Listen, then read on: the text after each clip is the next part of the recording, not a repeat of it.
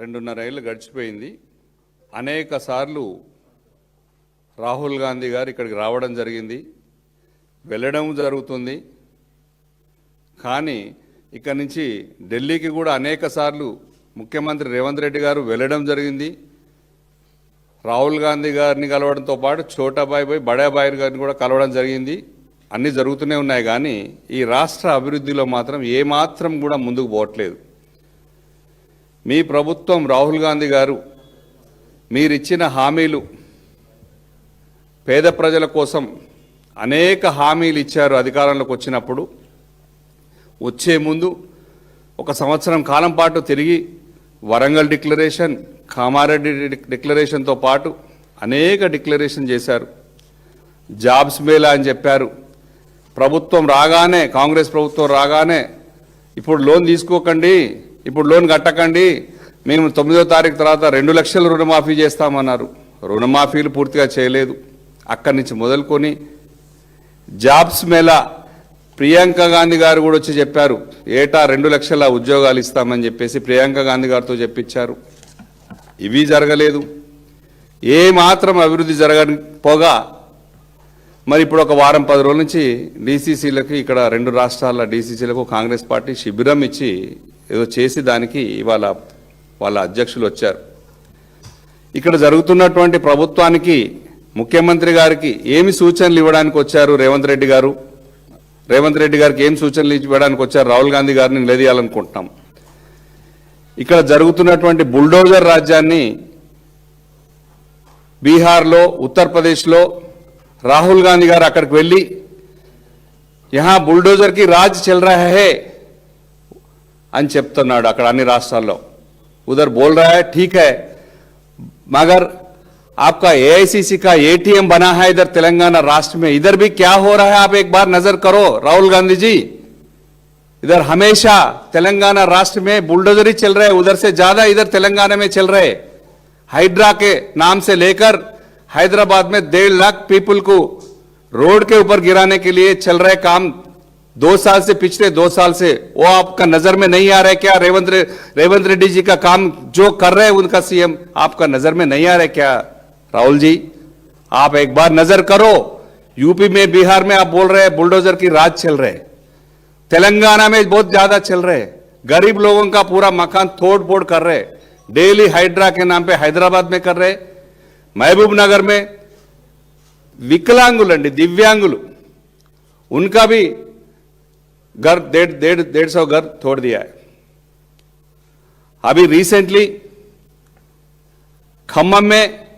ఖమ్మంలో వెలుగుమట్లలో భూదాన భూములలో దాదాపు 31 ఎకరాల్లో పేదలకు పట్టాలున్నటువంటి భూములు, పేదలకు ఇండ్లున్నటువంటి దాదాపు 900 ఇళ్ళు పైన ఒక వారం రోజుల క్రితం ఒక దేశం మీద దండయాత్రకు ఎట్లయితే పోలీసులు మంది మార్బలంతో పోతారో, యుద్ధానికైతే ఎట్లయితే సిద్ధమైపోతారో, అక్కడ ఉన్నటువంటి అధికారులు, మంత్రులు అందరూ కలిసి ప్రభుత్వం, ముఖ్యమంత్రి రేవంత్ రెడ్డి గారి నేతృత్వంలో 900 ఇళ్లను నేలమట్టం చేసి, ఇప్పుడు ఇరాన్ యుద్ధం ఎట్లయితే చేస్తే అక్కడ మిగిలిపోయింది ఎట్లయితే శకలాలు ఉన్నాయో కంప్లీట్గా నేలమట్టమే ఒక గాజా లాగా ఉన్న పరిస్థితి ఖమ్మంలో వెలుగుమట్టలో జరుగుతుంది. దేనికి బాలగొట్టారు? అది ప్రభుత్వ ల్యాండ్ కాదు, భూదాన్ ల్యాండ్ ప్రభుత్వమే. భూదాన్ ల్యాండ్ పట్టాలు ఇచ్చి ఉన్నారు, పట్టాలు తీసుకొని ఉన్నారు, హైకోర్టు డైరెక్షన్స్ ఉన్నాయి, స్టేలు ఉన్నాయి, రోడ్లు ఇవ్వమన్నారు, నీళ్ళు ఇవ్వమన్నారు, కరెంట్ ఇవ్వమన్న ఆర్డర్లు కూడా ఉన్నాయి. ఇళ్లను కూడా మొత్తం పగలగొట్టారు. ఇది ఎంతవరకు? ఇది ప్రజాపాలన? మీరు పాలించే పాలన ప్రజాపాలన అంటారా దీన్ని? అధికారంలోకి వచ్చింది మొదలుకొని మహబూబ్నగర్లో దివ్యాంగులు పగలగొట్టారు, రామగుండంలో పగలగొట్టారు, ఇప్పుడు ఖమ్మంలో పగలగొట్టారు, హైదరాబాద్ చుట్టూ పగలగొడుతున్నారు. రోజు బుల్డోజర్ ఇండ్లు పగలగొట్టని ప్లేస్ లేకుండా తెలంగాణ రాష్ట్రం మొత్తం పేదల కడుపు కొడుతున్నారు, పేదలను రోడ్ల మీద వేస్తున్నారు, పేదలను ఆకలి రోడ్ల మీద ఎక్కి పరిస్థితి, ఎక్కడ పడితే అక్కడ వాళ్ళు చెట్ల కింద, పుట్టల కింద ఉండి తలదాచుకోవాల్సిన పరిస్థితి ఈ రేవంత్ రెడ్డి గారి ప్రభుత్వం చేస్తుంది. ఏ ఆప్కు నై దిఖ్ రే క్యా राहुल जी? खम्मम का एक बार जाइए, आप तेलंगाना को आया ना, हैदराबाद विकाराबाद में है ना, मैं सवाल कर रहा हूं आपको, आप एक बार जाके देख लीजिए तेलंगाना में क्या चल रहा है, हाइड्रा बोल के इधर क्या चल रहा है, खम्मम में क्या चल रहा है एक बार देख लीजिए, आपको मालूम होता आपका राज इधर कैसा चल रहा है। एटीएम है आपका, एआईसीसी का एटीएम तेलंगाना है, मैं समझ रहा हूं, आप ले लो, फायदा उठा रहे उठाओ, बट वो भी देख लो राज्य कैसा चल रहा है। गरीबों का घर पूरा तोड़ रहे फोड़ रहे, गरीबों बहुत लोग, थाउजेंड्स ऑफ पीपल रोड के ऊपर है। अभी आप खम्मम जाके देख लीजिए एक बार, आपको मालूम होता कितना गरीब लोगों बाहर बैठा है, उनको खाना नहीं है, ठिकाना नहीं है। आप एक बार जरूर जाना पड़ेगा, आप जरूर जाने के लिए हम डिमांड कर रहे हैं। यहां से రేవంత్ రెడ్డి గారు 2 ఏళ్ల నుంచి అధికారంలోకి వచ్చిన దగ్గర నుంచి మొదలు లగచర్ల దగ్గర నుంచి మొదలు పెట్టాడు, అక్కడ ఫార్మాసిటీ అని మొదలు పెట్టారు। ఇక్కడ మనం గత ప్రభుత్వం కష్టపడి 29,000 ఎకరాల భూసేకరణ చేసి ఫార్మాసిటీ అద్భుతంగా కట్టాలని కేసీఆర్ గారు ఆలోచిస్తే, మన కేసీఆర్ గారికి ఎక్కడైతే పేరు వస్తుందో ఆ పేరు రాకూడదు, బీఆర్ఎస్ పార్టీకి పేరు రాకూడదు అని చెప్పి ఆలోచించి దాన్ని ఆపి ఫ్యూచర్ సిటీ అని చెప్పేసి, ఆ ఫ్యూచర్ లేదు, ఆ సిటీ లేదు, ఉన్న సిటీలో జరుగుతున్న అభివృద్ధిని ఆపేసి లేని సిటీ కోసం అద్భుతాలు క్రియేట్ చేయాలని చూస్తున్నటువంటి రేవంత్ రెడ్డి గారు ఆ భూమిని దాన్ని అంబానీలకు అదానీలకు పంచిపెట్టే ప్రయత్నం చేస్తున్నారు। ఇవన్నీ పేద ప్రజలు చూస్తున్నారు। ముఖ్యంగా పగలగొట్టడానికి భూదాన్ ల్యాండ్తో పాటు నిన్నగాక మొన్న మా హరీష్ రావు గారు శారదా పీఠానికి కేసీఆర్ గారు ఒక మంచి అద్భుతమైన రాజశ్యామల అమ్మవారి విగ్రహం ఇక్కడ ఉండాలి, ఆంధ్రప్రదేశ్లో ఉంది, తెలంగాణలో కూడా ఉంటే బాగుంటుందని చెప్పేసి ఒక సదుద్దేశంతో ఒక 2 ఎకరాల భూమి ఇస్తే అక్కడ ఒక ఆశ్రమం కట్టి దాంట్లో బ్రహ్మాండంగా గుడి కడితే దాని మీద కూడా నోటీసులు ఇచ్చి దాన్ని కూడా పగలగొట్టే ప్రయత్నం చేశారు। అన్ని పగలగొట్టుడేనా? బీజేపీ మరి రామచంద్రరావు అని అన్నాడు, గడ్డపార పట్టుకొని తిరుగుతున్నారు అన్నాడు। మరి ఏం చేస్తున్నారు రామచంద్రరావు గారు? మీరు బీజేపీ అధికారంలో ఉన్నారు కదా, ఆయన గడ్డపార లాక్కోవడానికి మీకు దమ్ము లేదా? హైడ్రా మీ మిషనరీ ఆపడానికి మీకు చేతనైతే లేదా అన్న? మీరే కదా మీ చోటాబాయిని ఎంతసేపట్లో ఆపొచ్చు, అది ఆపరు। మీ పని మీరు చేస్తున్నారు, ఆయన పగలగొట్టే కానీ ఆయన చేస్తున్నాడు। మా హరీష్ అన్న పోయి అక్కడ చూసిన తర్వాత ఇది తప్పుడు సమాచారం ఇచ్చారు, ఇక్కడ కన్స్ట్రక్షన్ అయింది అనుకోలేదు, గుళ్ళు అయింది అనుకోలేదు అని చెప్పేసి చెప్పారు। ఇంకా ఎన్ని తప్పుల మీద తప్పులు చేస్తారు ముఖ్యమంత్రి గారు? ఇవన్నీ రాహుల్ గాంధీ గారికి కనపడవు। ఇవి కనపడేలాగా మీ మీడియా దృష్టి తీసుకొస్తే కనీసం మీరు రాహుల్ గాంధీ గారిని క్వశ్చన్ చేయండి। ఆలయాలు పగలగొట్టాలనే కార్యక్రమాలు, పేద భూముల ఇల్లు కూలగొట్టే కార్యక్రమాలు, ఇవన్నీ కూడా రాహుల్ గాంధీ గారి దృష్టికి తీసుకెళ్ళి నిలదీయ ఖమ్మం తీసుకువెళ్ళాలని చెప్పేసి మీ మీడియా దృష్టి రికమెండ్ చేస్తున్నా। మీడియా వారిని ఖమ్మం తీసుకుపోవాలి, చూపించాలి। నిన్నగాక మొన్న జరిగిన సంఘటన ఇది 2 ఏళ్ల నుంచి జరుగుతున్న కార్యక్రమం అని వాళ్ళకి చెప్పేవాళ్ళు లేరు। వాళ్ళు ఎంతసేపటికి సర్పంచ్ ఎలక్షన్లు గెలిచినగానే చో అచ్చా ఠీకే అచ్చా కర్రే, ముస్లింలు మనం మున్సిపల్లో కూడా గెలవగానే మంచిగా ఉందని చెప్తున్నారు। ఇవన్నీ కూడా అధికారంలో ఉన్నప్పుడు ఓట్లు వేస్తారు, అధికారంలో ఉన్న వాళ్ళకు వస్తాయి, సహజమే। అసలు ఎలక్షన్ వచ్చినప్పుడు కానీ తెలియదు। ఇవన్నీ కూడా పేద ప్రజలు చూస్తూనే ఉన్నారు। ఉద్యోగాల పేరుతోని ఏటా 2 లక్షల ఉద్యోగాలు ఇస్తానది ఈ ప్రభుత్వం। ఎక్కడ ఒక కొత్త ఉద్యోగాలు ఇచ్చింది ఏది? మేము ఇచ్చిన ఉద్యోగాలు తప్ప ఎక్కడ ఉన్నాయి? గతంలో మేము చేసినవి తప్ప ఇది ఒక్కసారి చూడండి। ఉద్యమకారులకు ఇస్తా అన్నారు, అమరవీరులకు ఇస్తా అన్నారు, ఎక్కడికక్కడ మేము చేయని పనులన్నీ మీరు చేస్తానని 432 హామీలు మేము చేసిన వాటికంటే గొప్పగా చెప్పారు। 6 హామీలు ఎక్కడున్నాయి? ఏ ఒక్కటి చేయడం పక్క పెట్టి డైవర్షన్ రాజకీయాలు చేసుకుంటూ బీసీల మీద కూడా చివరికి మీరే కామారెడ్డి డిక్లరేషన్లో मैं राहुल जी को एक सवाल पूछना चाह रहा हूं। आप 42% डिक्लेरेशन किया है बीसी के लिए, हम रिजर्वेशन करवा रहे, ये ऐसा बात बोल दिया 42% रिजर्वेशन जरूर लाएंगे बोल के बोले, आप लाया नहीं, कुछ नहीं किया। वो ऑर्डिनेंस के रूप में, जीवो के रूप में ऐसे ही पेंडिंग रखे आप इलेक्शन में गया है। राहुल जी को मैं एक बोल रहा हूं, सर आपको राहुल जी ने आपको 100 मेंबर एमपी है पार्लियामेंट में, लोकसभा में, राज्यसभा में, आपका इंडिया कूटमी में, आपको मैं पूछ रहा हूं 200 नियरली 230 मेंबर पार्लियामेंट मेंबर है, पार्लियामेंट में और लोकसभा में और राज्यसभा में। आपको ये प्राइवेट, ये बीसी के लिए एक बिल लगाने के लिए एक प्राइवेट मेंबर बिल भी हमारा पार्टी केसीआर के नेतृत्व में हम लगा दिया है बिल, उसको समर्थन करो, इसके लिए फाइट करो ना राहुल जी। आपका एमपी लोग 8 लोग यहां से है, कांग्रेस पार्टी के 8 लोग एमपी से, बीजेपी का भी एमपी से 8 लोग है, क्या कर रहे बीसी के लिए? कोई लड़ता नहीं।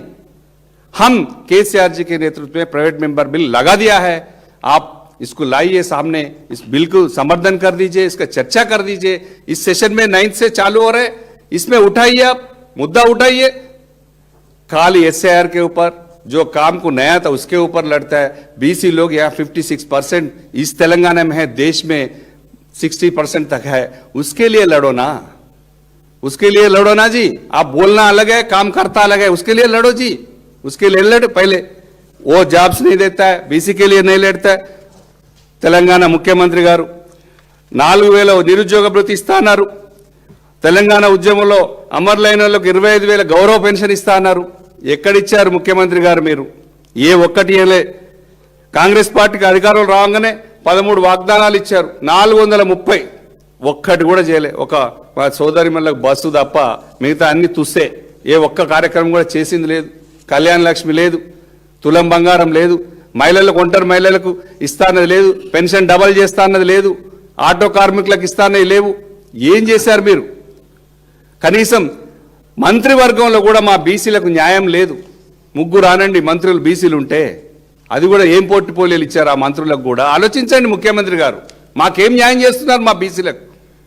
కార్పొరేషన్ పదవులు కూడా ఎవరికి ఇచ్చారో ఒకసారి ఆలోచించండి. ఎంత అన్యాయం జరుగుతుంది బీసీలకి ఈ రాష్ట్రంలో. కార్పొరేషన్లు ఇవ్వరు. మీ బడ్జెట్లోనే ఏటా 20,000 కోట్ల రూపాయల బడ్జెట్ పెట్టి 5 ఏళ్లలో 1,00,000 కోట్ల బడ్జెట్ పెట్టి మీ బీసీలను అద్భుతంగా డెవలప్ చేస్తారని మీరు మాట ఇచ్చారు. ఎక్కడ చేశారు ముఖ్యమంత్రి గారు? చెప్పండి, పత్రం రిలీజ్ చేయండి, మేము బీసీలకు ఇంత చేశామని. 2 ఏళ్లలో 2.5 ఏళ్లలో 50,000 కోట్లు ఖర్చు పెట్టారా? చెప్పండి. మీరు ఒక్క స్కీమ్ కంటిన్యూ చేయరు, రైతు బంధు ఎగ్గొట్టారు, ఇంకా అవన్నీ మా పెద్దలు మాట్లాడతారు అవన్నీ. కానీ ఇవాళ మాత్రం నేను ఖచ్చితంగా రాహుల్ గాంధీ గారిని నేను ఖమ్మంలో జరుగుతున్నటువంటి వెలుగుమట్లలో జరుగుతున్నటువంటి 60 ఎకరాల భూమి ఉంటే 1954లో భూదానం చేస్తే అది 89-90లోకి వచ్చేసరికి ఆ 2000 లోపు దాన్ని 30 ఎకరాలు పట్టా ల్యాండ్గా మారిపోయింది. మిగతా 30 ఎకరాలు పేదలకు పట్టాలు ఇస్తే ఆ పేదలను కూడా పొట్టన పెట్టుకొని వాళ్ళని నిరాశ్రయం చేసి, పైగా నిన్న వాళ్ళు ఇచ్చిన అంబేద్కర్ అక్కడ ఉన్నటువంటి టీటీడీసీ షెల్టర్లలో పునరావాస కేంద్రాలలో ఉంటే వాళ్ళ భోజనాలు కూడా పెట్టకపోతే మా పార్టీ మిగతా వాళ్ళు ఎక్కడోళ్ళు అక్కడ భోజనాలు పెడుతుంటే వాళ్ళని అక్కడి నుంచి ఖాళీ చేయించడానికి రోడ్ల మీద ఎక్కడ పడితే అక్కడ పోలీసులతో కొట్టిస్తున్నారు. పోలీస్ సోదరులు కూడా ఆలోచించాలి. డీజీపీ గారు శివధర్ రెడ్డి గారు నేను అడుగుతున్నాను, పేదలకు ఇల్లు కూలగొట్టడమే కాకుండా వాళ్ళు ఉన్న నిరాశ్రయులు అక్కడ ఉన్నటువంటి పునరావాస కేంద్రాల నుంచి కూడా కొట్టి పంపించాలి అనుకుంటే ఎంతవరకు న్యాయం మీరు చెప్పండి? ఇది ఎంతవరకు న్యాయమో ఆలోచించండి. అధికారం ఎవరికి శాశ్వతం కాదు, మళ్ళీ మారుతూనే ఉంటాయి ప్రభుత్వాలు. అధికారులు మీరు అక్కడే ఉంటారు. కనీసం పోలీసులన్నా ఆలోచించండి. మీ దాంట్లో పోలీసులు పేదవాళ్ళు ఉన్నారు, పేదవాళ్ళని చూస్తే ఏమనిపిస్తలేదండి? మీ ఫ్యామిలీలు లేరా? వాళ్ళు పేదవాళ్ళు కాదా? ఒకసారి ఆలోచించండి గట్టిగా. ఖమ్మంలో నిన్న సంఘటన, ఎక్కడ పడితే అక్కడ కొడితే కాలువలలో పడ్డారు, ఉరికించి కొడుతున్నారు. అంటే ఇక్కడి నుంచి ఖాళీ చేయండి, ఇది ఉంటే రోజుకో సంఘటన జరుగుతుంది, వివిధ పార్టీల వాళ్ళు వస్తున్నారు, ఇది దేశమందరికి తెలిసిపోతుంది, మేము చేసిన తప్పు బయటపడుతుంది అని చెప్పేసి ఆ తప్పును ఎప్పటికీ ఆపలేరు. ఎందుకంటే మీడియా చాలా స్ట్రాంగ్గా ఉంది, సోషల్ మీడియా అద్భుతంగా పనిచేస్తుంది. మీరు కొన్ని మంది చూపించినా చూపించకపోయినా సమాజంలో అద్భుతంగా ముందుకు తీసుకెళ్తున్నారు. వారందరికీ కూడా ఈ సంఘటన బయటపెట్టిన ముందు మీడియా మిత్రులందరికీ కూడా సహకరిస్తున్న, పేదలకు సహకరిస్తున్న మీడియా మిత్రులందరికీ కూడా నేను మరొకసారి థ్యాంక్ చెప్తున్నాను. మీడియా సాక్షిగా బయట తీయండి. వాళ్లకు మళ్ళీ అక్కడే ఎన్ని ఇండ్లు అయితే కూలగొట్టారో అక్కడే ఇండ్లు కట్టించి మా డిమాండ్ మా బీఆర్ఎస్ పార్టీ తరఫున మా కేటీఆర్ గారు వచ్చి చెప్పారు. వారు వచ్చి చెప్పేదాకా కూడా మిగతా వాళ్ళు ఎవరు యాక్టివ్గా కూడా కాలే. మా డిమాండ్ మా బీఆర్ఎస్ పార్టీ, మా కేసీఆర్ గారు, కేటీఆర్ గారు, మా డిమాండ్ పేద ప్రజల ఇండ్లు ఎక్కడైతే పడగొట్టారో అక్కడే అద్భుతమైన ఇండ్లు కట్టించి వాళ్ళకు పట్టాలు ఇచ్చి కరెంటు, రోడ్లు, ఫెసిలిటీస్ కూడా ఏర్పాటు చేయాలి. భూదాన్ ల్యాండ్ అంటే పేద ప్రజలకు ఇచ్చే ల్యాండ్, దాన్ని వేరే దానికి వాడుకోవడానికి వీల్లేదు. పేద ప్రజలు ఉన్న ల్యాండ్ కూడా తీసుకోవాల్సిన అవసరం ఏందండి? 1,00,000 ఎకరాల భూమి ఉన్నది. ఎక్కడో అక్కడ దేశాల నుంచి వచ్చిన వాళ్ళకు భూదానం చేస్తున్నారు, ఇండస్ట్రీలు పెట్టుకోమని చెప్తున్నారు. కానీ కూడు లేని వాళ్లకు, అక్కడ ఉండడానికి షెల్టర్ లేని వాళ్లకు, గుడిసెలు కూడా లేని వాళ్ళకు కూడా వాళ్ళ భూములను ల్యాండ్ గ్రాబర్స్ అంటారు పేదవాళ్ళను. ఇది చాలా తప్పండి. అక్కడ జరుగుతున్న వాడిని రాష్ట్రం మొత్తం చూస్తుంది. ఇంకా దీంట్లో చాలా డిమాండ్లు ఉన్నాయి. 10వ తరగతి పాస్ అయితే 10,000 ఇస్తా అన్నారు, ఇంటర్మీడియట్ పాస్ అయితే 15,000 ఇస్తా అన్నారు మీ హామీలలో, డిగ్రీ పాస్ అయితే 25,000 ఇస్తా అన్నారు, పోస్ట్ గ్రాడ్యుయేషన్ పాస్ అయితే 1 lakh రూపీస్ కూడా ఇస్తున్నారు. ఇట్లా ఏ ఒక్కటి చేయలేదు. ఉద్యోగాలు చేయలేదు, బీసీల రిజర్వేషన్లు చేయలేదు. పైగా ప్రభుత్వం మీద పాలించబోయా బాబు అంటే ప్రజాపాలన అనే పేరు పెట్టి కేవలం డైవర్షన్ రాజకీయాలు తప్ప మీరు ఇప్పుడు అక్కడ నేర్చుకున్నది నేర్పేది మీరేం చేసినారో నాకు తెలియదు. కానీ ఎట్లా దాచుకోవాలి, ఎట్లా దోచుకోవాలి, ఎట్లా దాచుకోవాలి అనే దాని మీద జరిగిందేమో నాకు తెలియదు. కానీ మీరు దాచుకున్నారో దోచుకున్నారో 2.5 ఏళ్ళు అయిపోయింది. ఇంకా 2.5 ఏళ్ళు తెలంగాణ రాష్ట్ర ప్రజలు భరిస్తారు. కానీ ఇప్పటి నుంచైనా పాలన మీద దృష్టి పెట్టి పేద ప్రజలకు అన్యాయం కాకుండా పేద ప్రజలను కాపాడండి.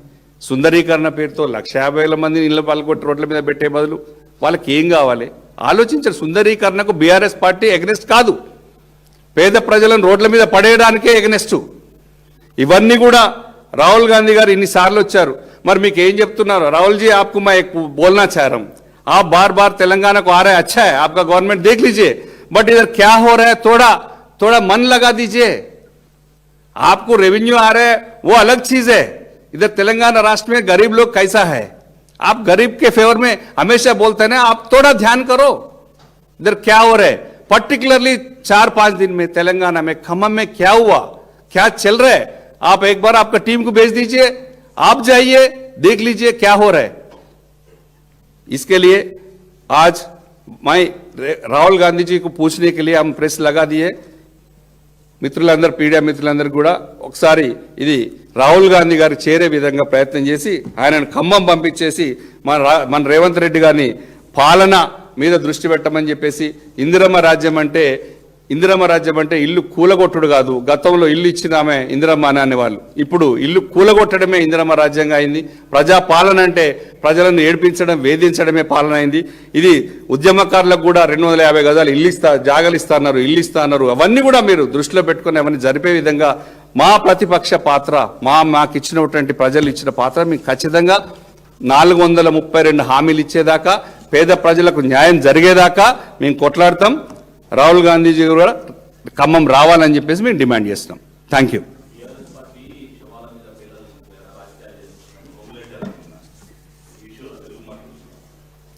మీకు అక్కడ చనిపోయింది లేదు, అక్కడ శవాలు అంటే వాళ్ళు కొట్టి శవాలను చేశారు, మేము వాళ్ళ మీద పేలాలు ఏరుకోవట్లేదు.